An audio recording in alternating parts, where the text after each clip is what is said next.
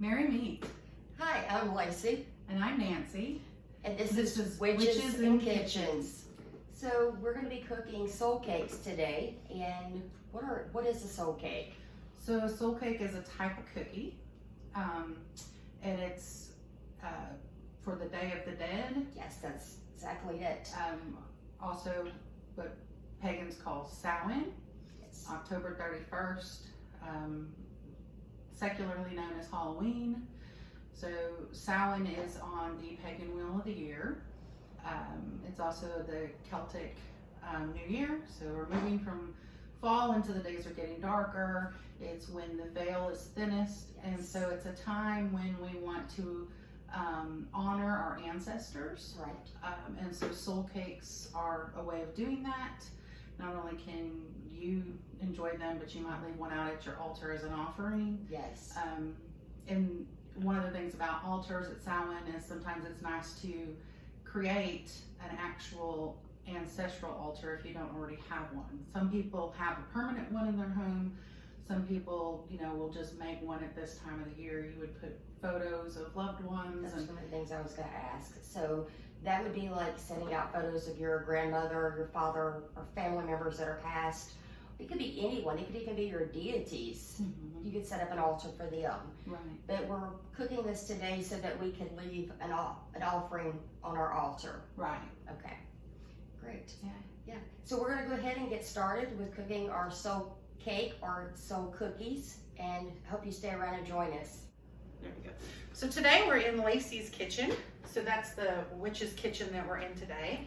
Like we said, we're going to be making soul cakes. Or soul cookies, however you want to look at it. So we're going to just have a conversation with you while we're cooking. We are going to give you the recipe at the end of the video. So come on, we'll start cooking. Yeah. So you're going to be... I'm going to cut the butter. I'm going to be doing some sifting of some flour.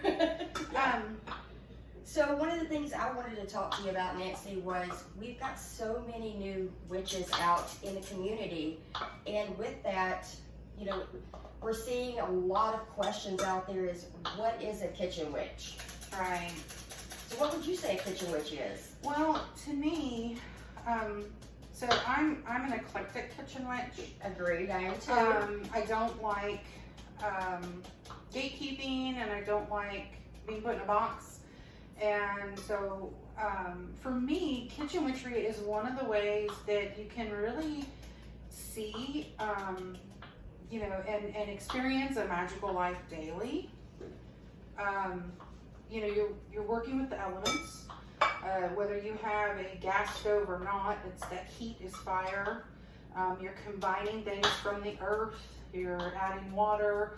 You're putting in intention, and so it's a very tangible way to see and feel magical. How about you? So one of the questions that I have is, whenever you mention water, do you use moon water in your recipes? I have, yes. See, I do too. So with that, when you have a full moon, you want to be able to collect your water, and with that, then you want to use that full moon water in with your recipes, and that's going to give you that extra oomph. It's gonna, what's the word I'm looking for? It's gonna make your smell more powerful. Yeah, it's gonna enhance that. Yes.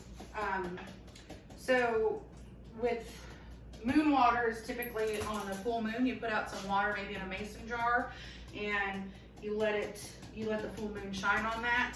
If you're going to be using it in cooking, you want to make sure that you put it in a clean container with a lid so that you don't get any impurities in it. Yes. There's some debate, I don't know how you feel about it. Some people don't live where they can, they might live in an apartment where all their windows are facing one side, and right. So the moonlight doesn't necessarily touch their side of the apartment.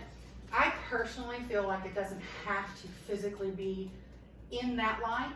Right. As someone who works in healthcare, like I know that the full moon patients don't have to see that moon to be affected by that moon. Absolutely. So, we know the crazies. So I personally, like, if you can, that's great. But if you can't, don't let that stop you. I would hate for someone to say, I can't make moon water because I don't have a windowsill where the moonlight's going to touch, or just put it out and know that that energy, even it's there. The energy's there whether you see it or not. It can be cloudy, the energy's there whether you see it or not. Is it greater if you can see it? Sure.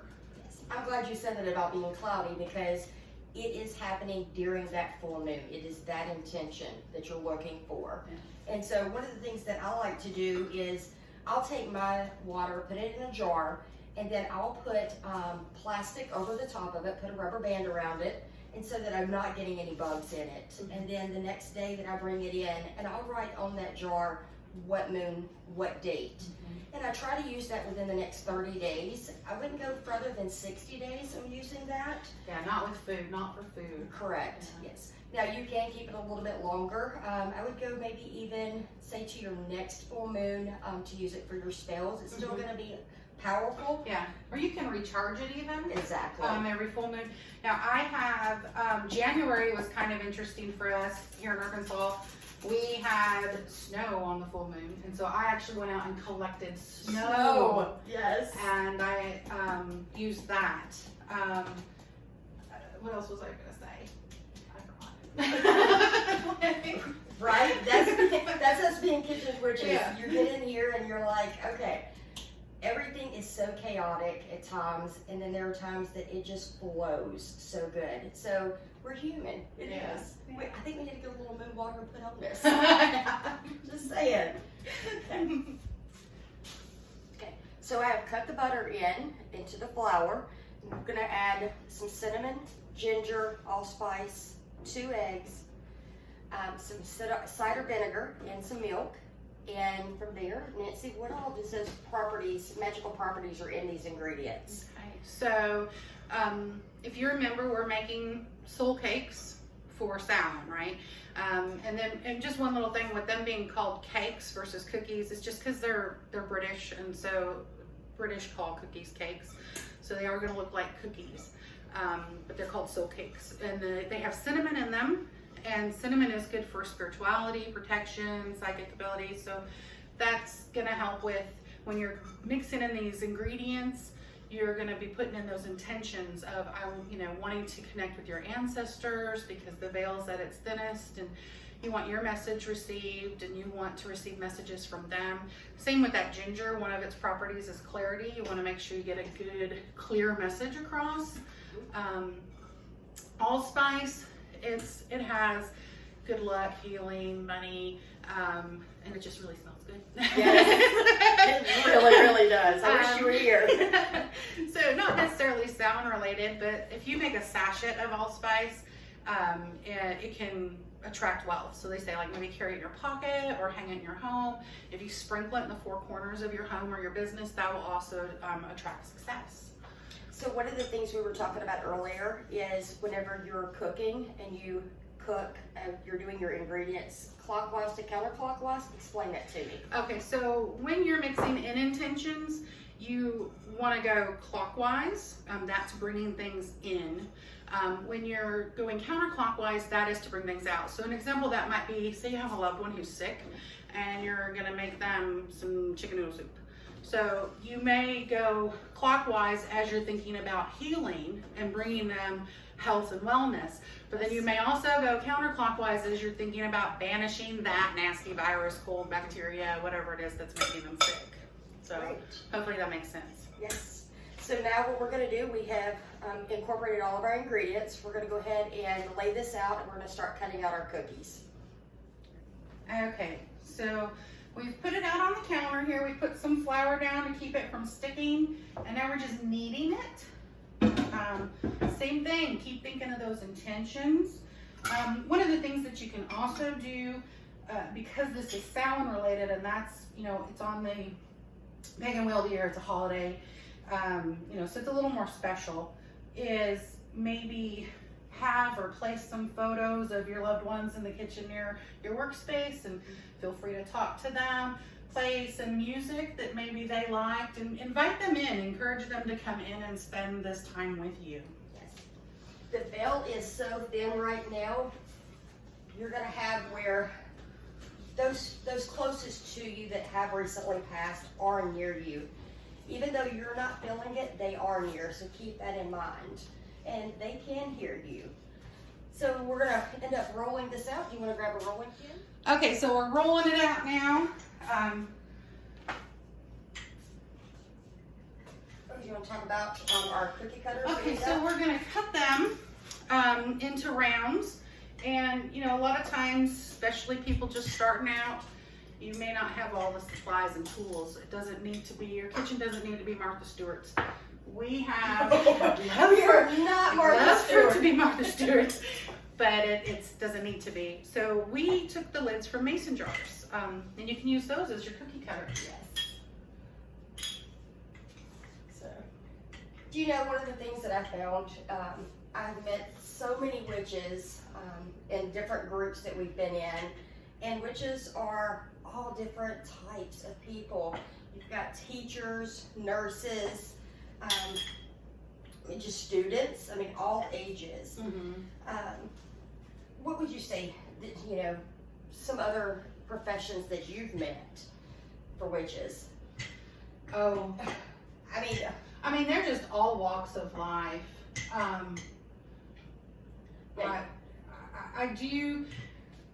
I think that there you will find a lot of people who are in the medical field, but then also creative types. I just think that you'd be surprised. Don't ever assume somebody's not. There's no type. Exactly. There's no box of like, oh, you meet all these little checks, so you're a witch. And then going into, whenever we're talking about kitchen witches, it's the same thing. You know, the biggest thing that we find is we love cooking. Right. We do. We love being outside in nature.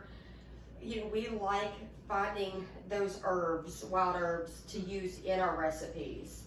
But we also, what is a kitchen witch? We like essential oils. You know, you make bath bombs. From there, it's just crafty people. So it doesn't always have to be about cooking. Right.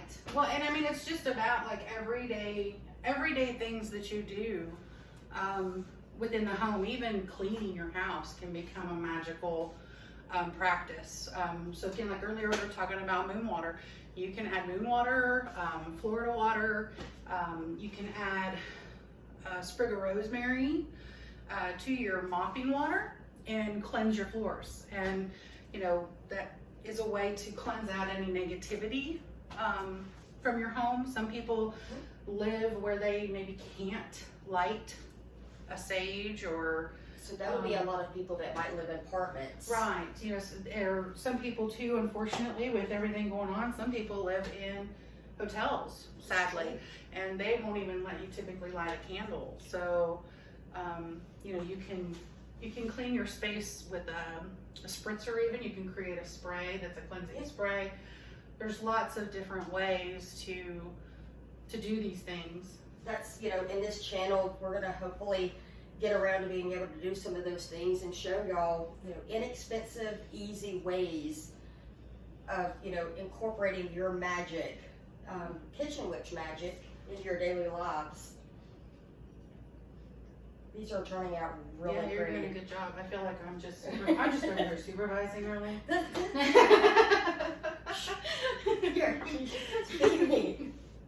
Oh, this is great.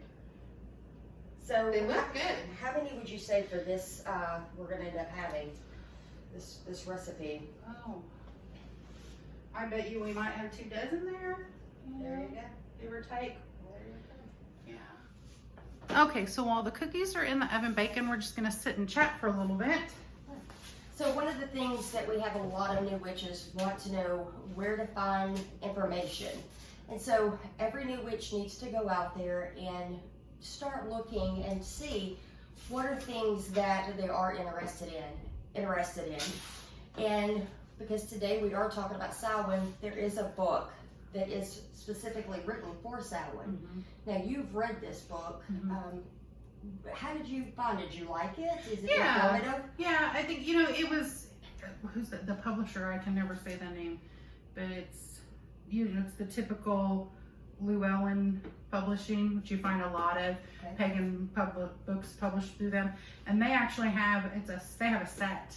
Did not know that. So it's every Sabbath. Okay. And it has a book about this size where it kind of goes over the history and different things that you can do to incorporate into your practice. Okay, good. So that would be one book there that you may want to check out and read and get a little bit more information on. In kitchen witchery, we use a lot of herbs, and if you're going to go out into the wild and find anything, you definitely want to do the research before you start cooking with it. So I purposely live by the herb book, and this is going to be by John Lust, and it is like a dictionary for your herbs. Lungwort, madder. I've never heard of these, but if I were to come across it, I know how to use it. So yellow toad flax. It tells you the medicinal part of it. It gives you a description, preparation, and dosage. It even tells you how to make tinctures. So it's really cool. It is. And then we use a lot of essential oils. And so it has a complete book of essential oils and aromatherapy. This is another book, Valerie Ann Warwood, that is basically, it's like a Bible medicinal dictionary. It's going to tell you if you have elements in your neck, headaches, backaches, what essential oils to use, and then how many drops, what it's good for, making poultices.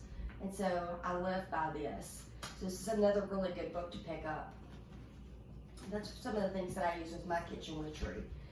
I'm also a green witch, and it kind of interchanges. You know, Nancy, you talked about you're eclectic. I'm the same way. So a lot of our witchcraft interchanges with each other, intertwines. It's basically we're into nature. That's it.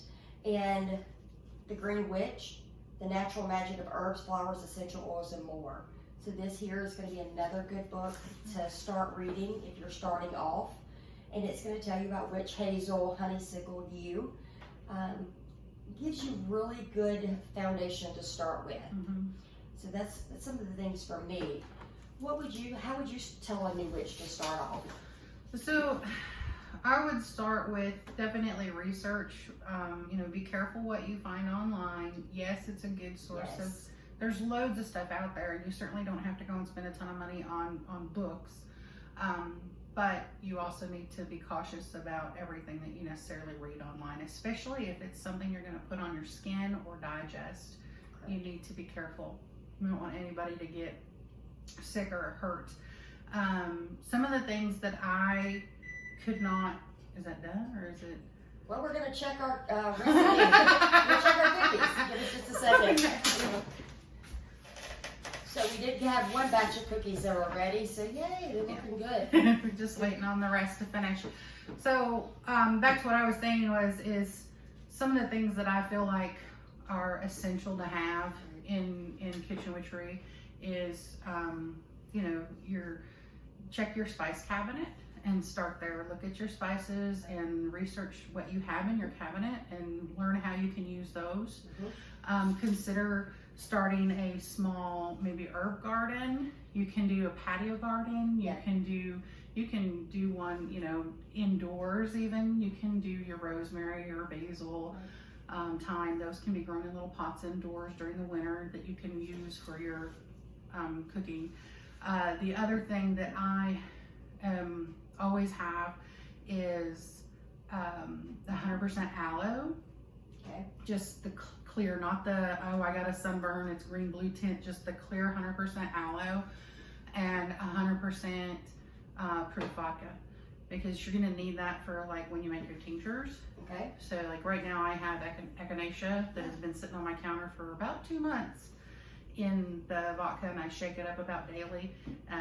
That'll be a tincture that hopefully will keep me from getting sick this winter. So. Gotcha. So with that, we want to put that recipe on our blog so that you can take a look at it and share that. Sure. Yeah. Absolutely. Yeah, I grew that. I grew the echinacea on my deck during the summer. Okay. So when I harvested it, I took a few of them a couple months ago and. Got you. So that's definitely one of the things you see that we have aprons on called Witches in Kitchens, and this Heather Zimmerman Brett, excuse me. She actually made these for us. Thank you. Yeah, absolutely. Love Thank you. them. Yes. So with our website, we're going to be doing Facebook, Instagram, and from there, YouTube. Yeah, absolutely. You're going to see that we're going to be teaching you how to do homemade remedies, some spell work, day-to-day life, you know, things that we do in our houses and homes, and welcome you into it.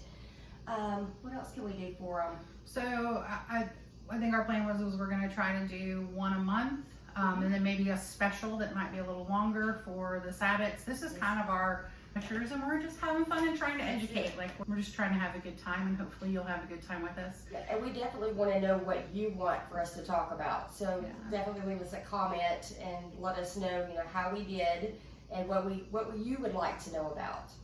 Absolutely. Well, thank you so much for watching, and we look forward to seeing you next time. So on our next episode, we're going to be in Nancy's kitchen. We don't know yet what we're going to be cooking. It's going to be something magical, of course. And then Nancy, if you live in the Northwest Arkansas area and you want to be on Witches and Kitchens, you want us to come to your witchy kitchen, we would love to do that. Just send us an email if you're in the Northwest Arkansas area, and we'll see if we can't set up a time to come and film in your kitchen, and you can show us your favorite recipe. Yes, witchesandkitchens.com. That's where you can find us at Facebook, Instagram, and then also on our website, witchesandkitchens.com. Thank you. Thanks.